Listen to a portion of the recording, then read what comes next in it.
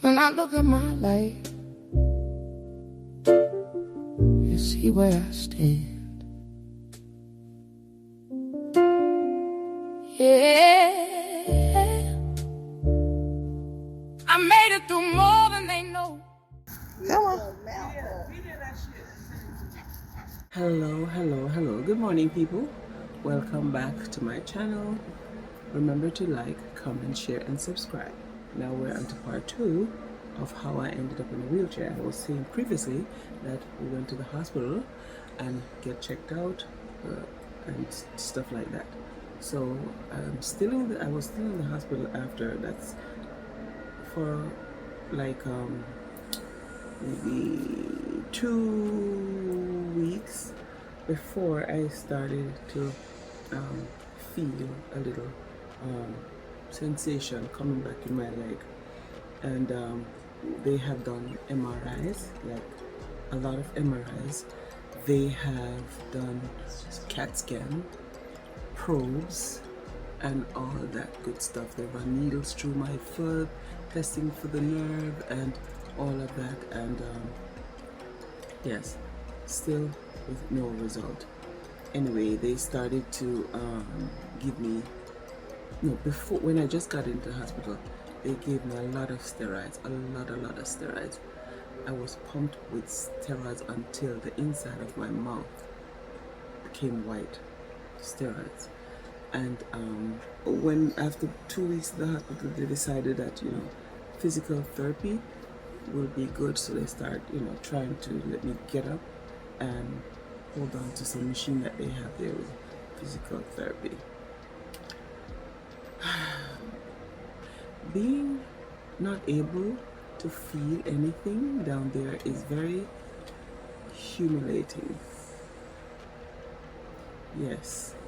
And I pray every day. I pray to God just to please let me feel, and I want to go to the bathroom. However, they hooked me with catheters and stuff, so I didn't whatever on myself much because of the catheters and stuff. And after that, I was in that hospital for like two to 3 weeks. Then they decided that hospital cannot help me anymore.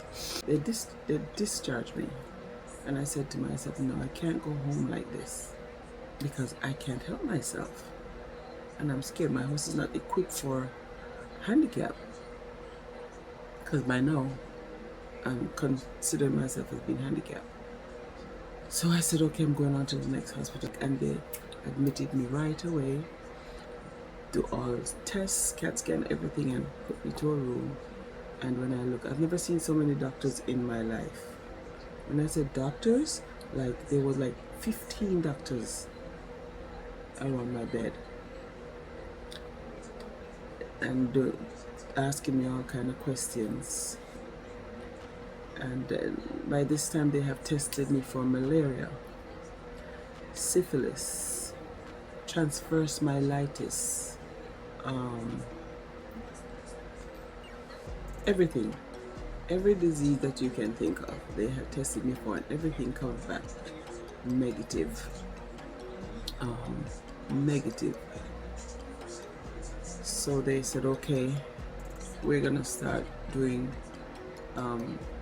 we're gonna send you to acute rehab. So I spent like a week and a half, and now they have to transport me now to another hospital, back up close to where I live, up north Florida. And in that hospital, mind you, I should tell you that all the doctors and nurses were amazing. They were good to me, and yeah, they treated me well. I have no complaints. But the doctor, that he was just rushing for me to leave the hospital, just rushing, and I stood my ground. I said, I'm not going anywhere because I can't go home like this. And yeah.